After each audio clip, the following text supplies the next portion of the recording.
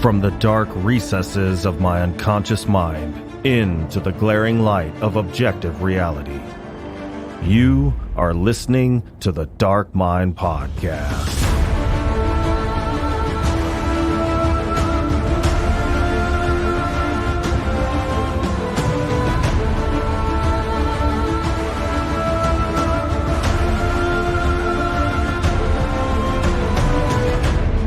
All right, friends and familiars.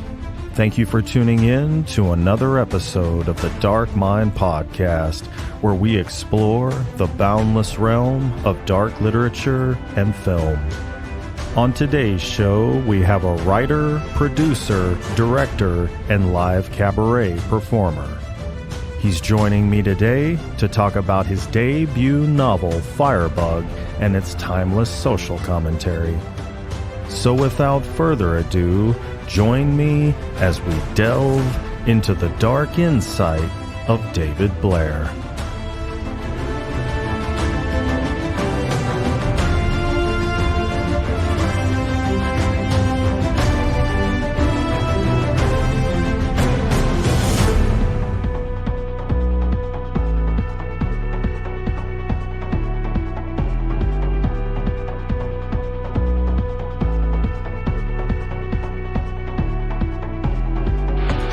David, welcome to the show.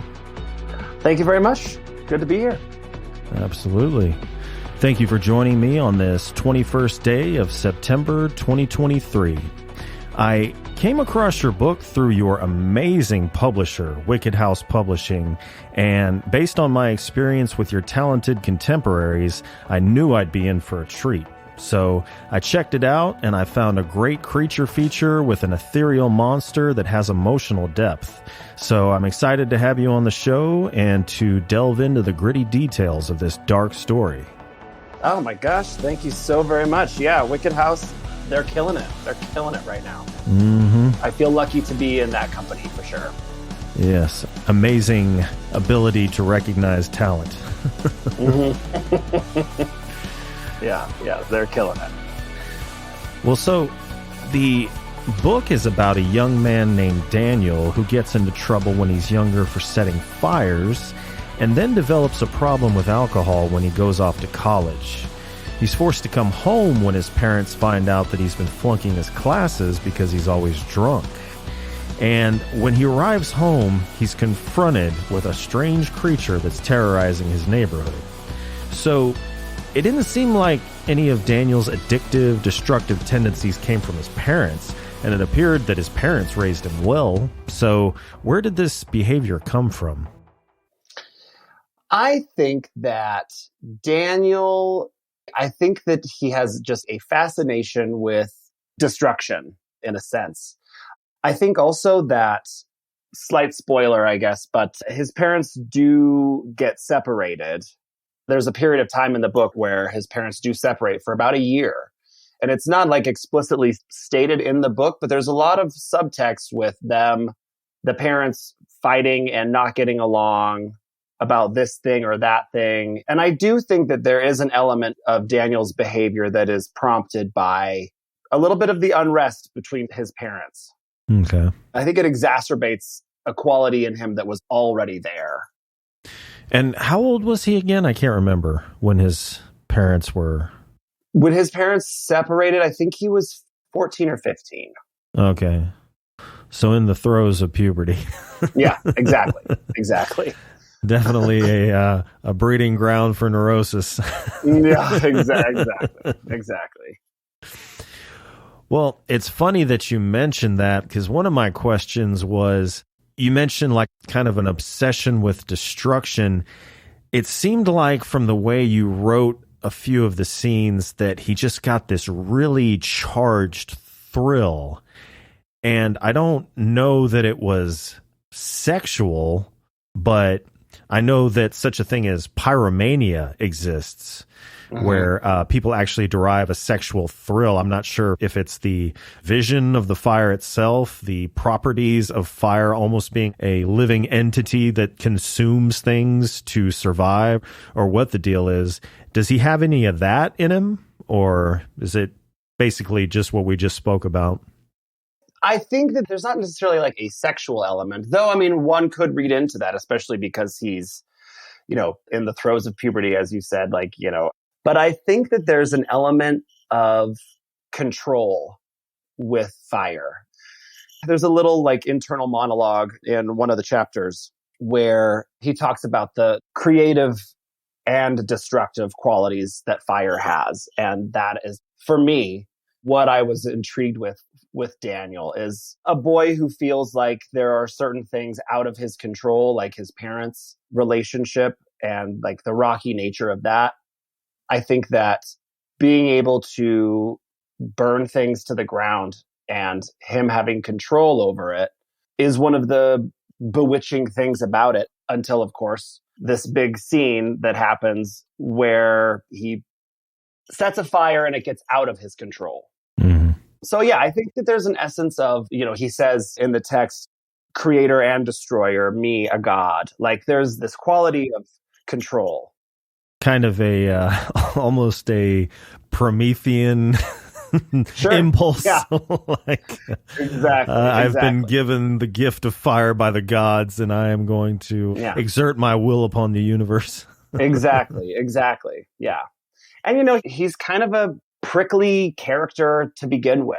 And I find protagonists that are flawed to be far more interesting than just your run-of-the-mill protagonist. I like to dive into their fucked up, mm-hmm.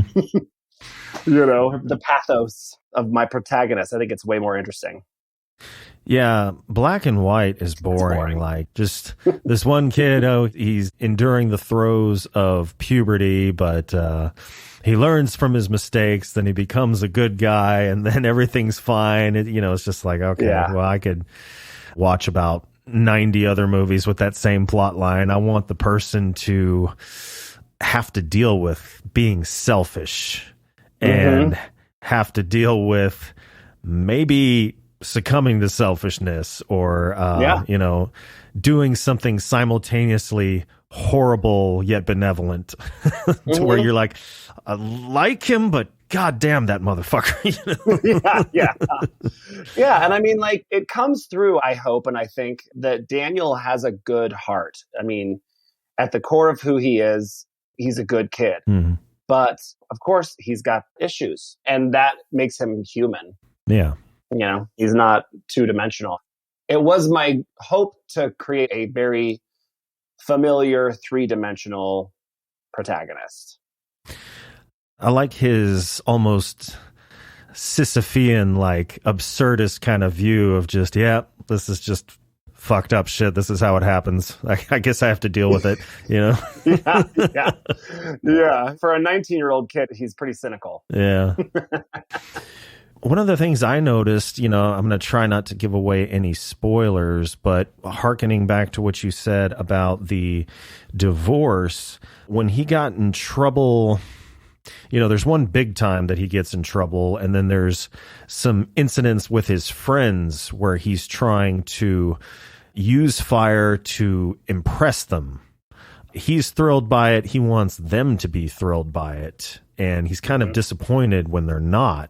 So was it almost an additional caveat? Was it he was trying to not only get attention from his friends, just like, any teenager would want to impress his friends, but also to get the attention of his parents, who are obviously not paying attention to him because they're, embroiled in their own issues?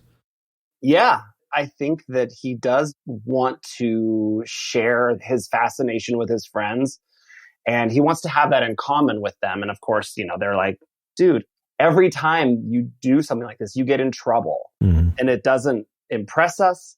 You end up getting grounded. We can't hang out, which, again, without spoiling it, that's why when this entity blows into town with the interests that the entity also has with fire, that's where he finds potentially a kindred spirit for the first time in this, bizarre way. Mm-hmm. Well, so he had issues with alcohol, which is a common addiction. He had issues with fire, as funny as that sounds, but that's a common compulsion that people just succumb to that, obviously will get you in deep shit, especially if somebody gets injured or killed. Yeah. But then there was his use of hallucinogenics, which almost kind of seemed like almost like a red herring meant to throw you off somehow, them not being inherently addictive. What did his use of hallucinogenics do for the narrative? For me, it is the fact that it is told first person. The narrative is a first person narrative. Mm-hmm. And I could very easily make it so because of maybe his experimentation with hallucinogens and he's, on acid a lot, like that first semester of college really, really fucked him up. It is kind of a red herring. You're right. Like if he's seeing this monster, maybe his brain short circuited from all of the hallucinogens. Yeah. That would be the twist. But I don't like stories anymore where nobody believes the protagonist, that the monster or the ghost or whatever exists. Like, and it takes so long for people to be convinced that it exists. Mm-hmm. So I wanted right away for other people to see the monster. Mm-hmm. And that kind of takes away from it being just a hallucination. So yeah, you're correct. The hallucinogens is kind of a little red herring or like a... Okay. Well, I hope I didn't give... I guess I gave a spoiler there. Sorry, folks. No worries. No worries. It's such a minor part. And also, I just wanted to stack his infractions, whatever the word is. I wanted to stack it as much as I could, not just drinking alcohol, but also drugs. Mm-hmm. And, there's a theme throughout the whole novel of transfer addiction, which is a real thing. It's hard to talk about the book without spoiling the end. Yeah. But yeah, one addiction, seemingly under control, but it just gives birth to a different addiction. Whack-a-mole. Exactly. One goes down, goddamn, the other one pops up. That's it. Yeah. Yeah. Well, Daniel finds later on in the book that his childhood friend Truffles, love the name, had undergone a significant transformation. I guess maybe not really significant, but just enough to where he's dressing better. It sounds like he's a little bit more socially adept. I think he lost a little weight. Mm-hmm. So how did this change in Truffle's character serve the overall narrative, and what influenced his evolution?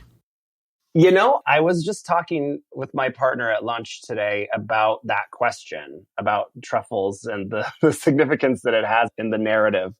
And honestly, it doesn't really have that much of a significance for me as the writer. Mm-hmm. It was just like, people change. People go to college. People change. Mm-hmm. Like, that's basically it. It just seemed like a real thing for me and a more dynamic thing for me than having Truffles just remain old derp Truffles, So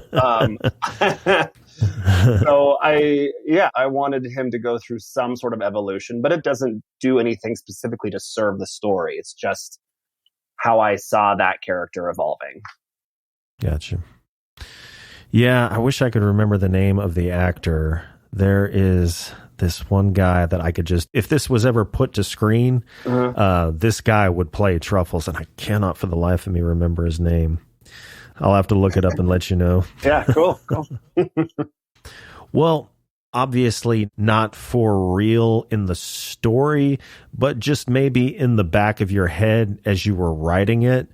Did the monster in any way kind of symbolize the internal demon that fuels Daniel's obsession with fire? Yes, I think that by the end of the story, the creature sort of symbolizes self-forgiveness and empathy and seeing something that he recognizes in himself, but it's in this other. Mm-hmm. He sees this quality in this creature, but it's a creature. It's a thing to be afraid of. Everyone's afraid. And, it does pose a threat because of what it eats. But not a very sustainable source. No. And I think that the monster represents that. If you're going to throw a metaphor or some symbolism onto the creature, which, I think by the end, hopefully, if I've done my job, people will make that connection. Yeah. Yeah, because if you didn't have the confirmation from everybody else that immediately saw the character, you would think, oh my God, he's seeing like this spiritual manifestation of his character defects and the demon inside that drives him and so on. Yeah. Nope. I want a literal monster. Yeah. Well, another thing about the monster, considering the creature's kind of incorporeal nature, especially when it's not in contact with something, it kind of gives off the essence of a flame. So how intentional was this thematic representation of fire throughout the story, or is that an interpretation that might be overanalyzed? You know what? I'm just going to say yes. Yes, overanalyzed? Yes to all of it. I think. To all of it. Okay. Yeah. When I was like dreaming up this story, the first major set piece that I thought of, and then of course I built the narrative around it, but the first set piece was the scene where the Christmas tree is on fire, and it's our first real, and Daniel's first real direct view of this creature and how it reacts to the fire. And I just pictured this waltz, and I knew, I was like, okay, it doesn't belong on our plane of existence. And so the physics of it all, like it's constantly on the verge of evaporating unless it comes into contact with other solid matter. But just the idea of this waltz between this flame, which is not solid, and then this creature that is sort of solid, but not solid, and it can kind of like wrap around the flame. That's kind of what solidified for me how the creature was going to move, how it was going to exist within the world. And then, yeah, it does kind of resemble fire. There's another kindred relationship between this creature and fire. And I never specifically say in the book whether it's because the creature is familiar with fire in this world, or if this is something completely new that the creature has never seen before and is also fascinated. So like, I try to leave enough questions and enough ambivalence for the reader to form their own opinion. And I know everybody sees it, and everybody sees it well enough to be scared shitless by it. But I can't remember if they describe it the same way. Is there like a common description of it? Or is there a possibility that they're all seeing it differently? The most common description I think that I use throughout, because like, you know, it stays first person, and then I switch when someone else is like recounting the story of seeing it. What they think they're seeing are ears coming up. They're not ears. So they think that they're seeing maybe an animal or some sort of bipedal animal thing with like lynx ears, but that's the creature slowly like evaporating.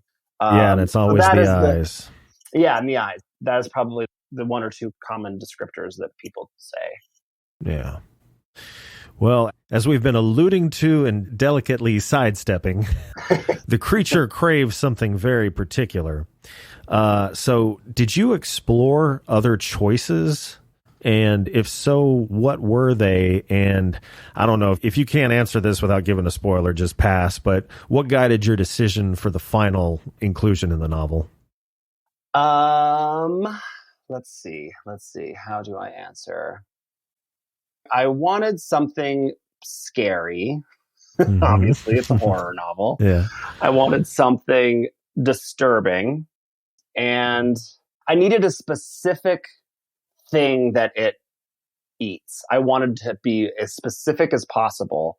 So then when later events happen in the book, it's really hard to talk about and not spoil. Listeners at home, you're going to have to read the book. Yeah. When later events happen, it can create that horrifying tension, and the monster is a threat to Daniel's family.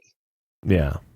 Were there any other things you had initially that it would No, right off the bat, right off the bat, that's the one. Like, this is what it's going to eat. Nice. This is what it wants. Yeah. Gotcha. Well, first of all, let me congratulate you on a very interesting, very unexpected, very unique, very abstract ending. Thank you. Was your portrayal of the monster towards the end a commentary? I feel like I don't even need to ask this, but a commentary on larger societal or cultural issue? Yes. Yeah, it definitely was. I think that, again, going back to the empathy of it all, I think that by the end, we see this creature, it's doing what it needs to do to survive. It's an animal, you know? It doesn't have malicious intents. It's not evil. It's simply something that does not belong here, that we are like demonizing. And oh my gosh, how do I put this? Well, I mean, definitely the subtext of empathy. Yeah. And just because something is an other, we might have something in common with it, you know? And that is where Daniel, his tendency to light fires comes in handy. Is he's the only one who really understands this creature. And then by the end, I don't want to give that away either, because it's a pretty special ending for me. Yeah, definitely don't do that. But yeah. Well, I mean, I don't think the two scenarios or situations can be compared apples to apples, but in a sense, I started thinking about, like, you know, imagine the most sadistic, brutal serial killer. Well, at one time that, you know, let's just say it's a man. That man was a little boy, you know, innocent, sure. Probably, you know, I mean, I'm sure at some point followed that trajectory of killing animals and so on, but either by systematic abuse or by some sort of genetic, organic brain thing. I mean, it's not like the kid was born and decided, I want to be a serial killer when I grow up, you know? Right. So, like, you can place this person in the ninth circle of hell and say they're a horrible person. But at one point, especially the ones that are systematically made serial killers from abuse, you know, how lucky are you that you weren't born into that, you know, just like a generational curse. And so who do you get pissed off at? Do you get pissed off at the dad? Well, he probably went through systematic abuse himself. And as it got passed down generation to generation, it was more concentrated till the next thing you know, you've got a serial killer that's strangling and torturing women or something like that. Sure. So, yeah, that's what the ending made me kind of think about, even though they're not completely comparable, pretty close. Sure. It's not a one-to-one for sure, but I see what you're getting at. Yeah. I think that it also, and I didn't even really put this together until I'd finished it and read the draft that I was going to send to Wicked House, but in a lot of ways, there's some, like, and I'm a gay man, but there are some queer allegorical elements to the ending of this story as well. And just like the basic themes, compassion for the other, you know, compassion for something that we would commonly think of as a monster, and moving forward with grace when confronted with this other. So yeah, there's definitely some like queer allegorical elements to the end as well. Okay. Well, how might the story have been different if told entirely from the monster's point of view? That's a great question, Vincent. Let's get cracking right in this right now. I think that it would have been a survival story. I think that it would have been a fish out of water story. It's not explicitly stated in any of the text, but we don't know how the creature really got here. We don't know where the creature is from. But in a way, it's kind of like, you know, if Stephen King had written E.T., like this thing is far from home. It doesn't belong here. It got left here and it's just trying to survive the only way that it knows how. And then it also just so happens to have this fascination with this element, which is also never really explained. I did that on purpose. I don't want to explain everything. I think that readers like to be able to put together their own puzzle sometimes. Yeah. Well, as you mentioned, we don't know where it came from. I was going to ask, I know sometimes authors do this. They leave little Easter eggs. Are there any Easter eggs as to maybe the origin of the monster that if you Search deep. No? Oh. Nope. I'm going to overanalyze something and figure something out. Yeah. The human brain, it wants to see patterns no matter what. That's how we've survived, by finding patterns. Yeah, nope. It is one of those instances where I very purposefully did not want to give a lot of background on the creature, where it came from, how it got here. Mother Nature just sometimes is, things just happen. Mm-hmm. And that's kind of what I wanted with the origin of the creature. But, and it's a direct line from the book, Mother Nature in her infinite wisdom maybe somehow brought this creature straight to me. Mm-hmm. So, there's a little bit of potential for like a design in here somewhere, but I just kind of liked the chaotic idea of, we don't know where it came from, what it's doing here, how it got here. It's just here. Mm. I think it's like, how if you get into like theoretical physics, quantum physics and stuff like that, you can't tell like which is true and which is like the ravings of a madman. Yeah, sure. Or what do they always talk about? Dark matter and the boson Higgs particle. I think the monster was an undiscovered element, kind of like a black hole can destroy things. Like this is an undiscovered, maybe it was like a miniature black hole or something like that. I don't know. I like it, Vincent. Yes, let's just run with that. Yes, absolutely. That's why you had him do acid. See, I'm reading all kinds of shit into this now. Great. Perfect.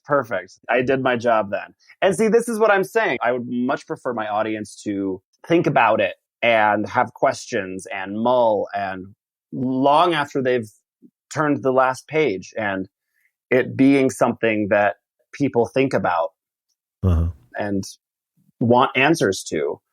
And that's the most common thing that I've read in reviews is, I want to know more about the monster. I want to know where it came from. Is there going to be a sequel, or a prequel?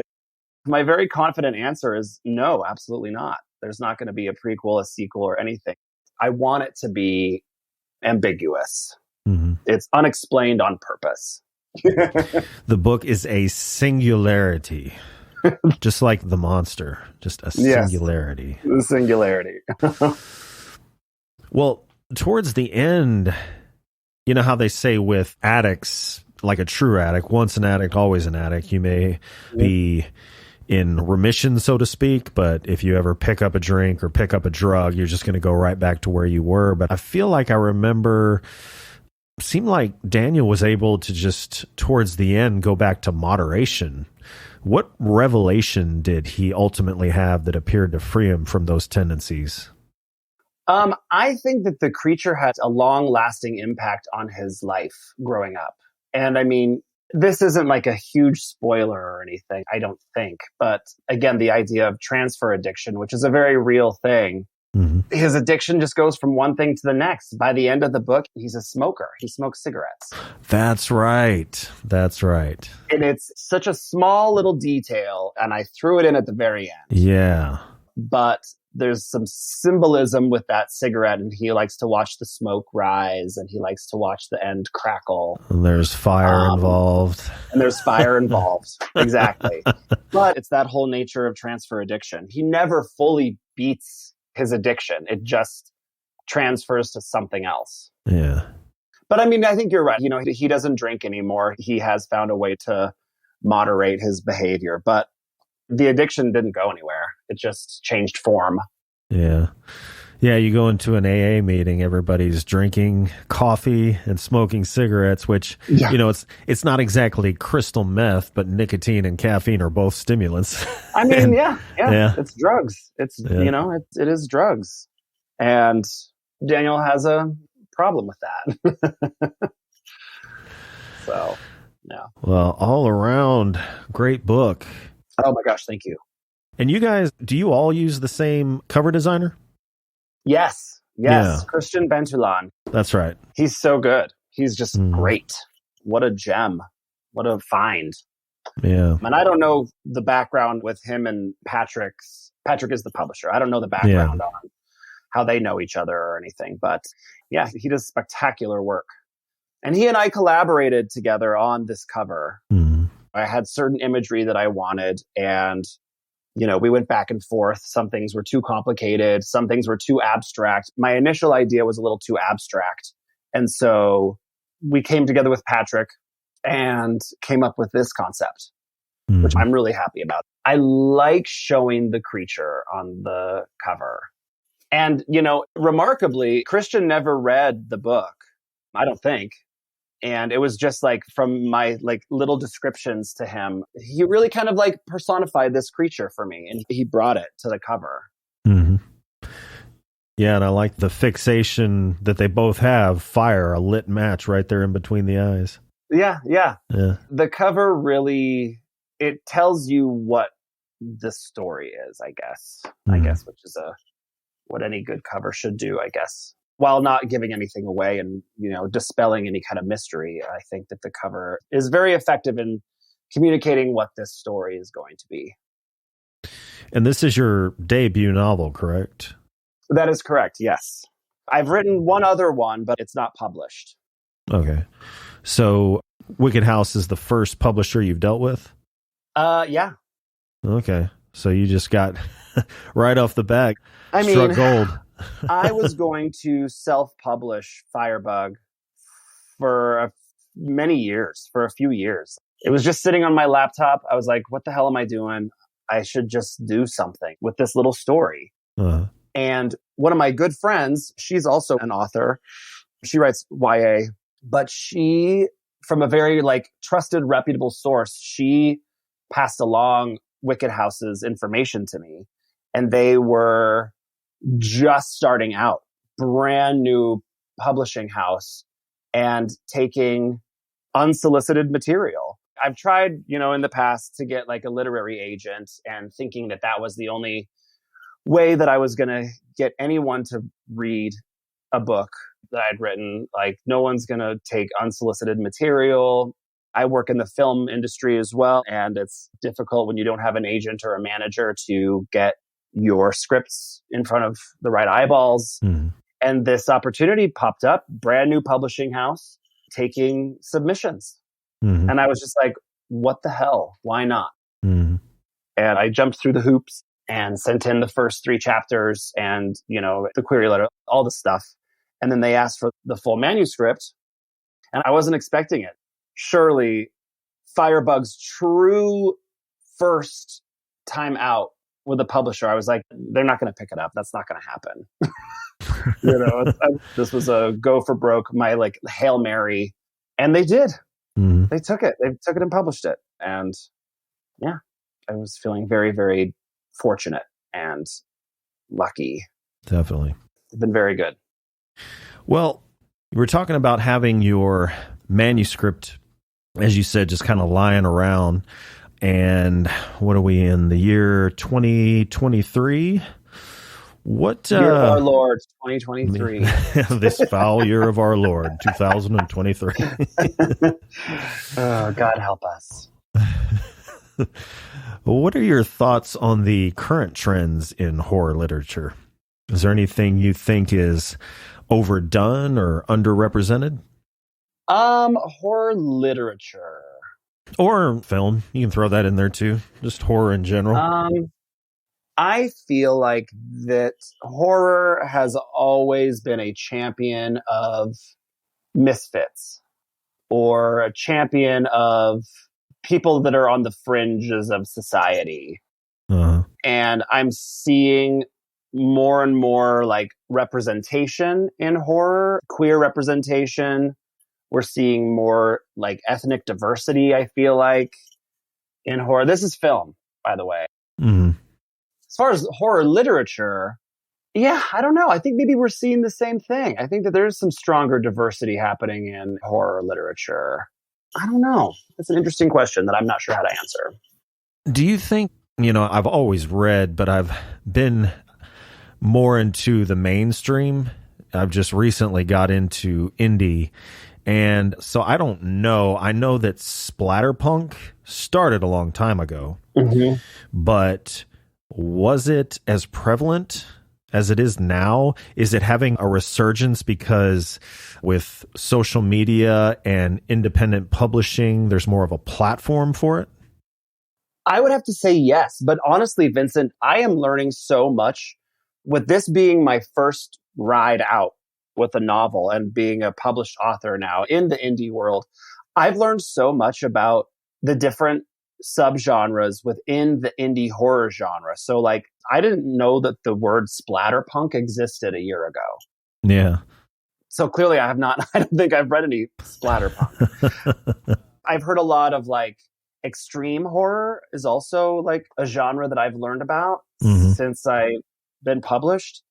Yeah, I'm learning a lot, but I don't know. That's a really great thing. And I think that that's a really interesting thing. And because of the emergence of the indie industry, that you're able to take bigger swings. You're able to take risks with your content. And because there's an appetite out there for anything and everything. And if you really want to pick up something that's going to turn your stomach, yeah, I like the idea of extreme horror and splatterpunk. And again, I haven't read any of these subgenres. I'm hoping that there's more to these books than just blood and guts and whatever. I hope that there's like a narrative and a protagonist to root for, or like there's some kind of something. Well, and it's not just, guts flying all over the place. There are some that can be just a little gratuitous, like, what the hell? But like, I don't know if you've ever read Daniel Volpe. His writing, it's extreme, but it's gore, it's transgression, it's depravity, but it's all like seated in this gilded narrative that, just takes you along. I wish I could remember the name of the book that I interviewed him when he had just put it out. It's about this woman that was basically obsessed with her appearance and going through plastic surgery. And the plastic surgeon was, had his license taken away because he was doing things to the patients while they were under. Definitely check that one out. That's horrifying. That is real horror right there of something that is like believable. Yeah. Could happen, probably has happened. Well, speaking of could happen and probably has happened, are there any personal experiences that influence the theme or narrative of Firebug? Are you a Firebug? Where were you on the night of December? That's my secret, Vincent. It's my little not secret. Anymore. No, I'm not a pyro, but I am fascinated with fire. So my dad and I used to go on fishing trips. And I remember my favorite part of going on a fishing trip as a kid would be when we made the campfire and I got to throw things into it. Like I got to throw things into the fire and watch it burn. Like, sure, I'll cast my line out into the water and my dad will watch the pulls. But, as a little boy, I was far more entertained, by the fire. Like, mankind's first television, back in the caveman days. Like I was more invested in watching the way that the marshmallows would burn in the fire than catching the fish. So, I think that there is obviously a quality of myself in Daniel in the relationship to a fascination with fire. Yeah, I haven't burned down any houses yet. I think everybody gets a little fascinated with fire when they're younger. I was, I used to love the little matchbooks that you used to get from like restaurants. Sure. I used to love setting the entire thing on fire. Oh my God, big, just there's an innate fascination, I think. And I think you're right. I think that fascination speaks to humankind. I think it's latent in our evolution. It's one of the elements that kept us alive, basically. Exactly. It's how we cooked, how we, lit our path. And yeah, it's just fascinating. There's an episode, I don't know if you remember this show called Sliders. Remember that sci-fi show? It was on Fox. I don't think I ever watched it, but I remember seeing commercials for it. Yeah, it had Jerry O'Connell in it. And yeah. And the basic premise is, it's kind of like Quantum Leap-ish, where these irascible kids, they keep going from one dimension to another. And in every dimension, it plays by its own rules. It has its own set of rules. And they go to one world, they slide into one dimension where fire is intelligent. It's this sentient thing. And I was so fascinated by that idea. And it seemed like such a simple idea. It just seemed so simple, but it was so cool to me, that episode, episode of Sliders. And that episode has stuck with me. And yeah, in the episode, it's like fire is forbidden because once you summon it, it can think for itself. And there was a fascination with me in writing of Firebug, where I think that kind of comes through a little bit. Yeah, fire. It's just, you just think one little size of a grain of rice spark can take an entire house down. Yeah. Take an entire forest down. Entire forest. Yeah. I live in Montana, and for the greater part of every August, our state burns. It just burns. I mean, a lot of places are burning. There's a lot of fires everywhere. Poor fucking Lahaina. It has such a power to destroy everything if it gets out of control. But again, like you were saying, in our evolution, the caveman days, it also gave us warmth. It helped us cook food. And the fact that some trees have evolved where in order to germinate their seeds, they have to be brought to a certain temperature so they crack open, that only fire can do.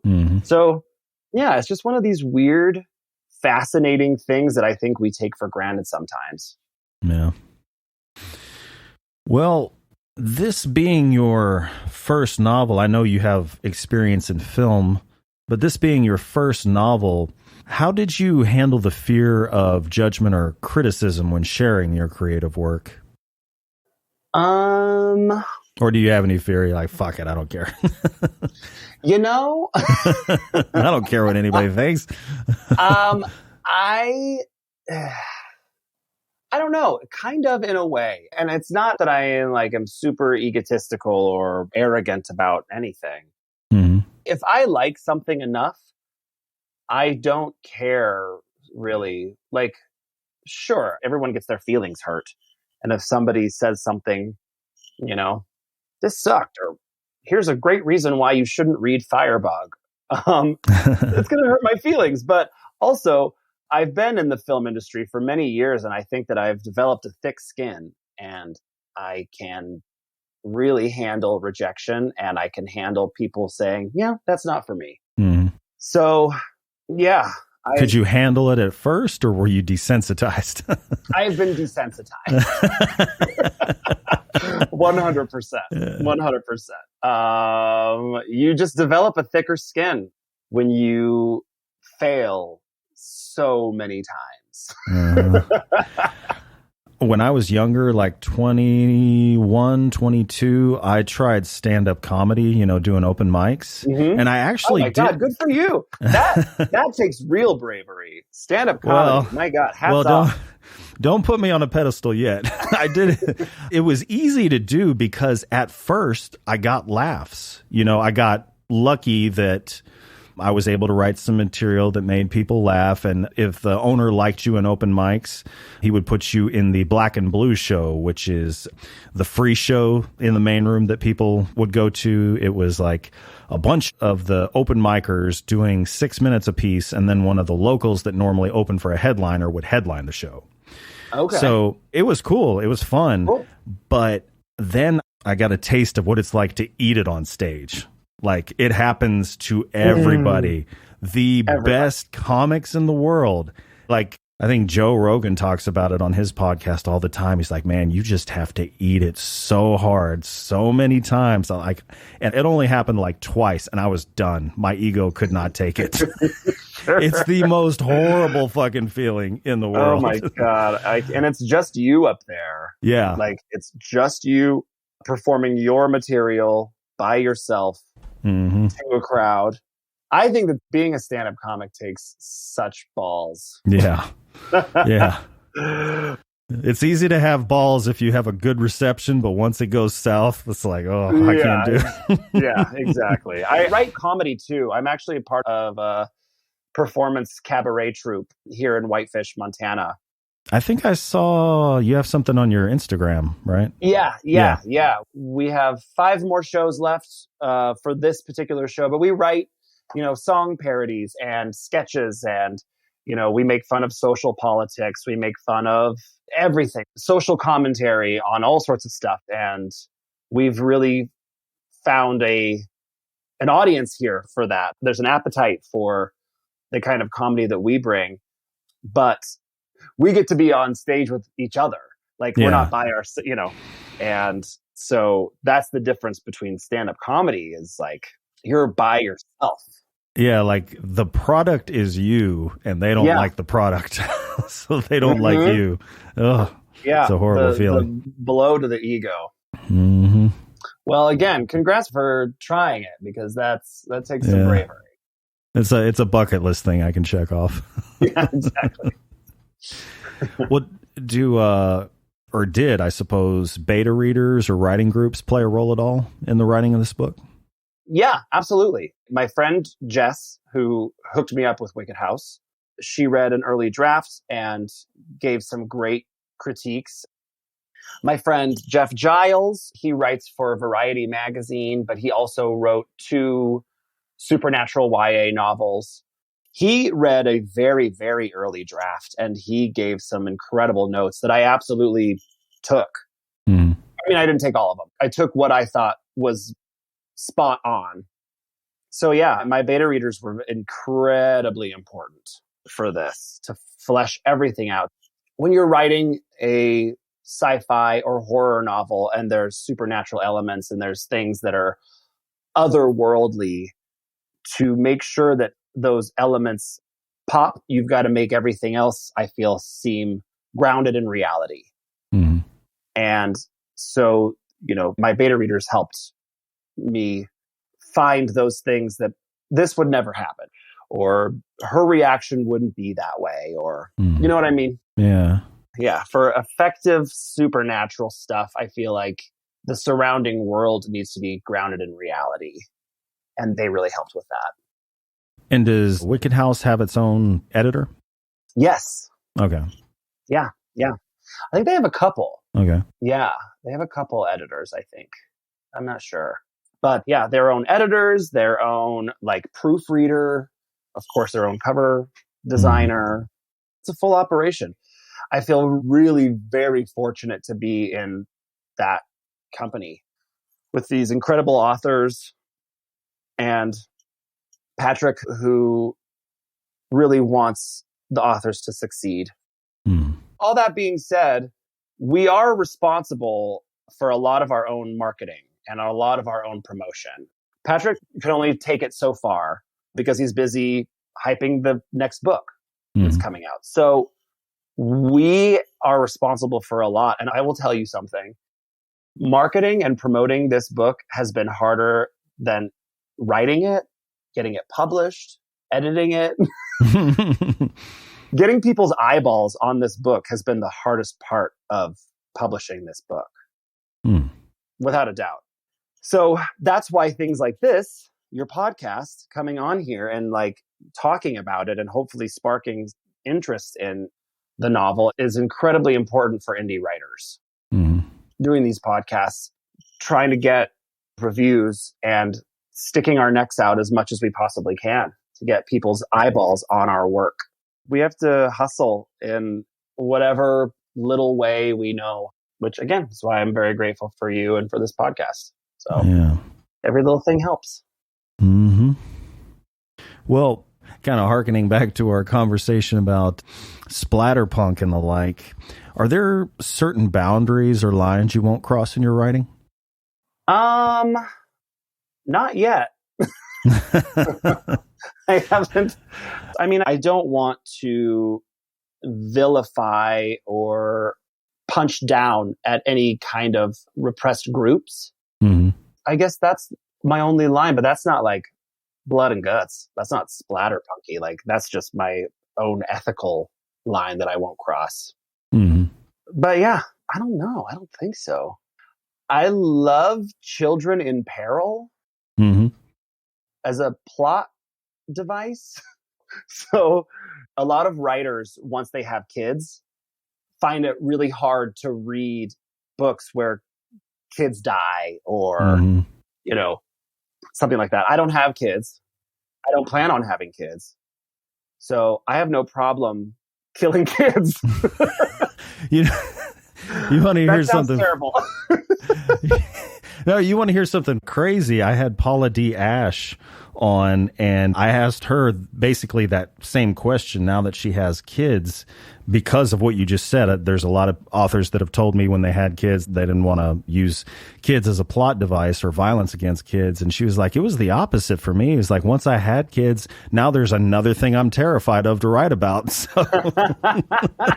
Oh my God. Yeah, sure. It's a source of fear, Mm-hmm. and yeah, I understand that. I get that. Mm-hmm. I love my cat. So I don't particularly see myself killing any cats maybe in my next novel, but it's certainly not a 1-to-1. Yeah, I don't know. I haven't found any like splatter punky lines that I won't cross yet. But again, like I don't really write that way. That's not really the subgenre that interests me as a writer.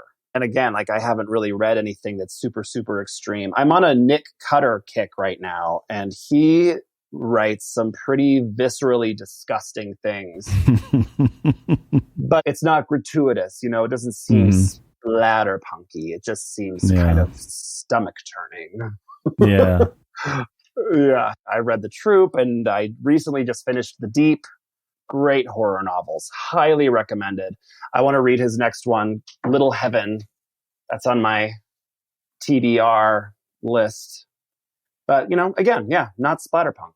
So Yeah, I need to check some of his stuff out.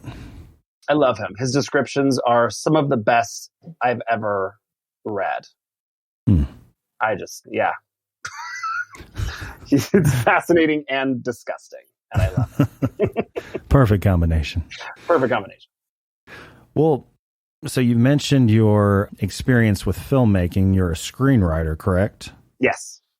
So what was it like? Like, how did you transition from the systematic, succinct craft of screenwriting to the more stream of consciousness style of novel writing?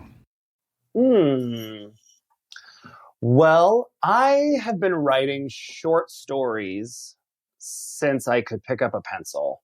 I was writing my own little short stories.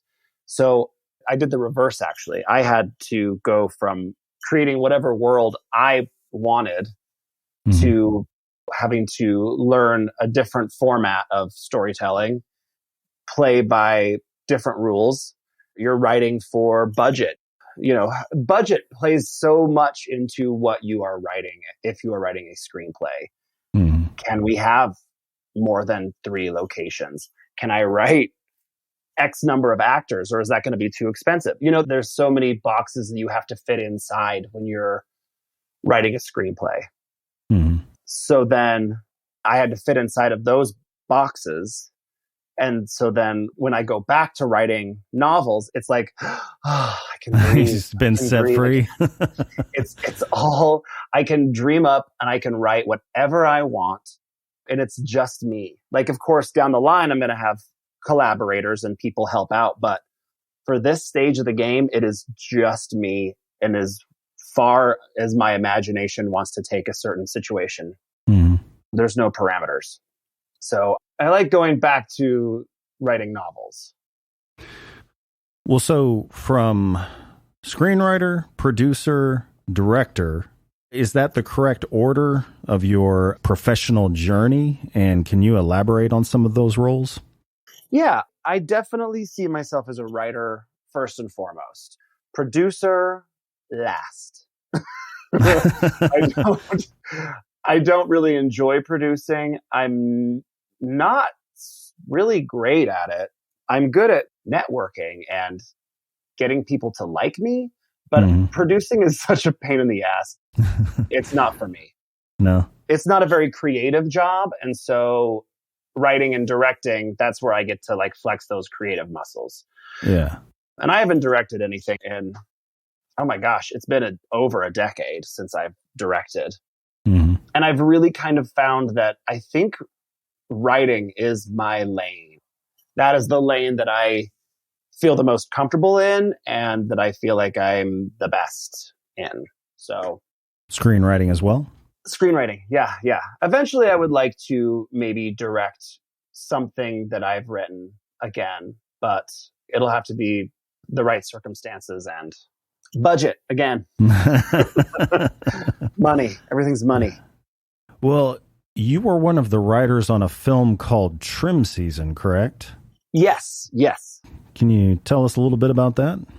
Yeah. So Trim Season, I was working with some producers in Hollywood, and I've been collaborating with them on a few projects that led to some other projects and branched out and blah, blah, blah. And then this project came to me, and Shawnee DeMott, he's the producer. He was like, okay, so we have an idea. We want you to write the screenplay and also like flesh out the story, do all, whatever. So he's like, what if we have like a group of girls who go up to a farm in Humboldt County to trim for a couple of weeks? What's scary? Like any number of scenarios that could happen.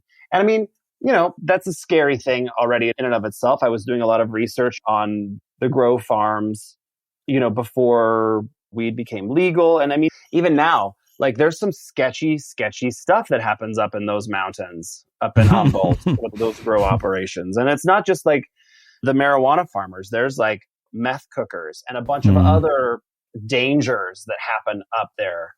So, you could really write anything, any kind of horror. You could make it a slasher. You could make it a whatever. None of that stuff really interested me. And so Shawnee and I went back and forth like, oh, okay, what is the hook? What is the hook of this horror story with these girls going up and trimming? And then he said, well, what if the farm is owned by a witch? Does that do anything for you? Does that spark anything?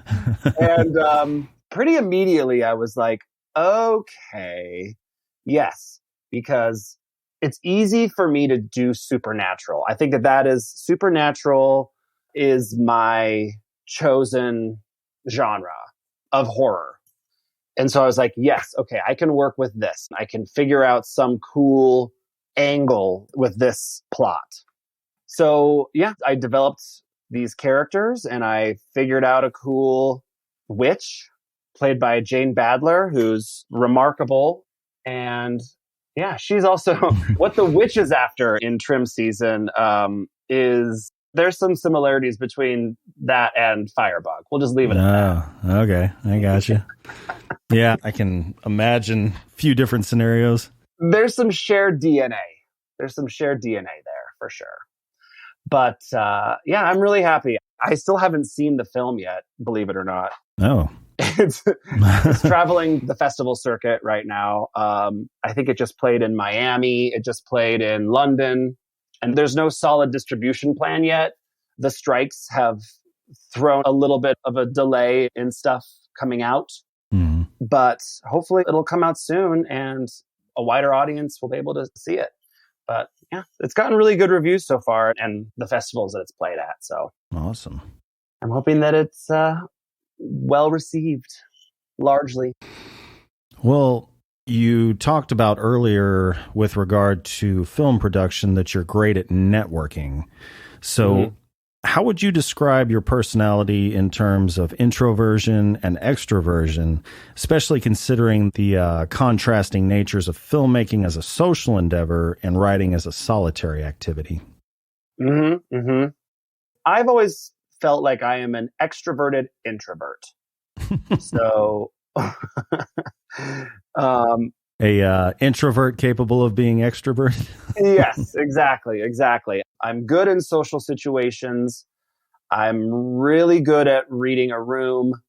I'm good at those social things. But when I need to like recharge my batteries, when I feel the most comfortable, it's when I'm at home and I'm, writing my own stuff or not any sort of center of attention, But, that being said, I'm also a performer.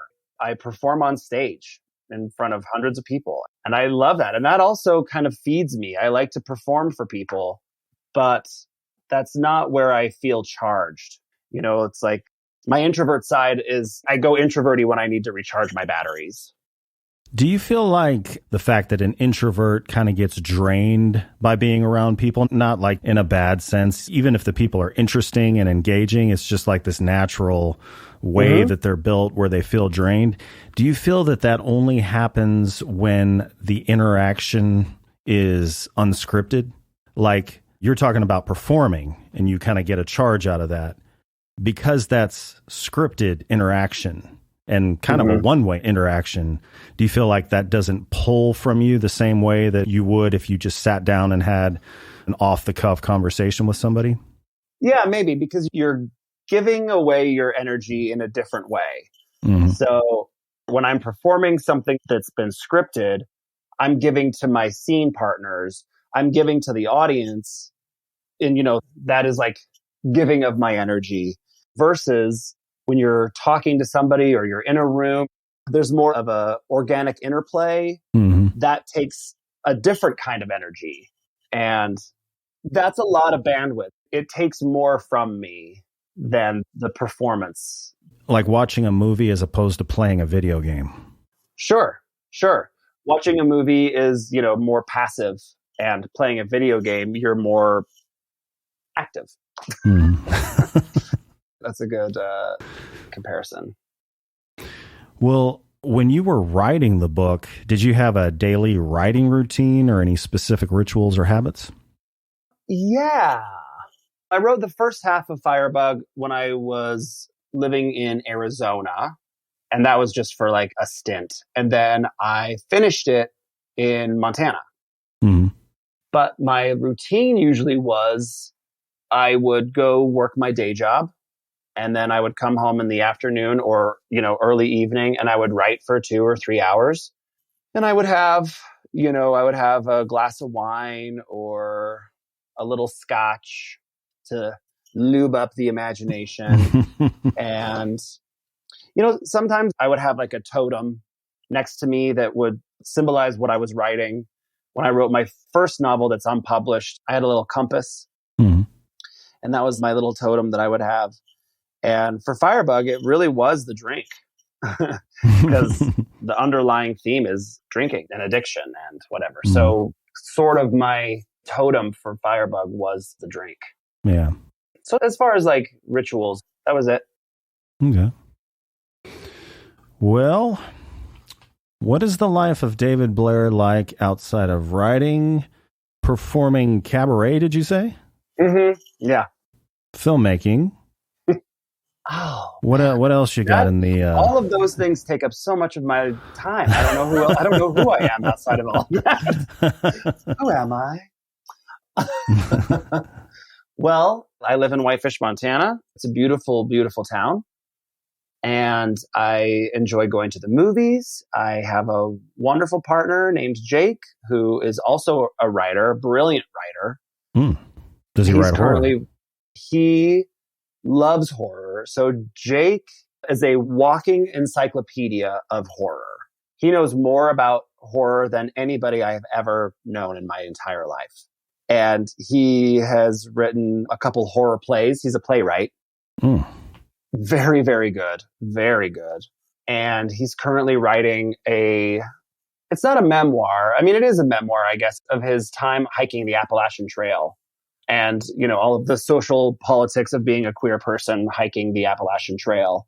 And that's what he's currently working on. He's editing it right now. So hopefully we'll be seeing that being published in the next year or so. Who knows? But yeah, so we go to the movies a lot. We watch a lot of horror. We love horror, obviously.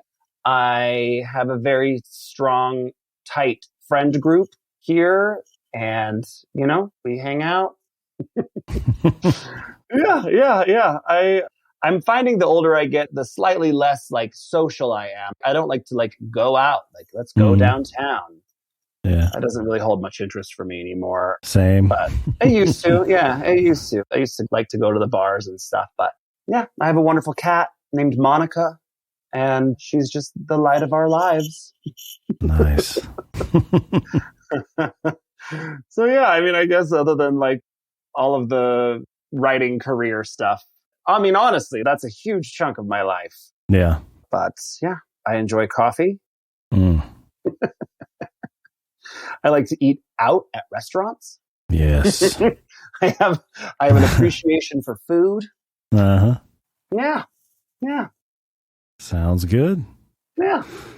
Well, David, it's been a pleasure talking with you.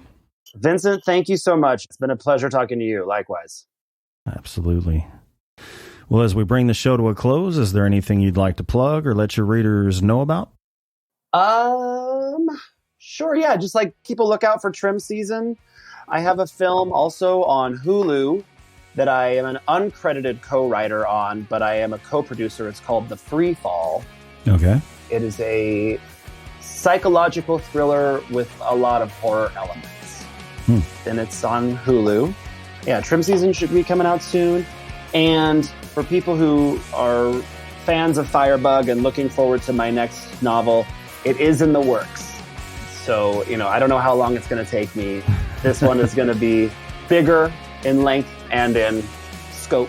But it is coming. My follow-up novel is on its way. Nice. We are all waiting with bated breath. Oh, thanks. All right, listeners at home, all links are in the description. And David, thank you again for joining me. Thank you. And thank you to everyone that tuned in.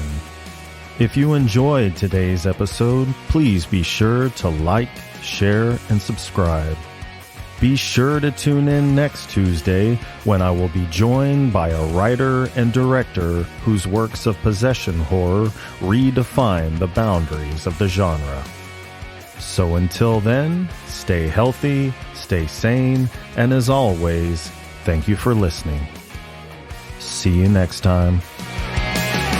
You try to hold me down, keep me on the ground. You try to pull me close so I couldn't go around. Ask like who you really are, yeah, how you take it too far. I'll never fall for it again. I know better now, went through all the doubts. Thank God that we're not together. I know better. I know better now, went through all the doubts. Thank God that we're not together. I know better now. Thought you were my heaven, more like a jail sentence.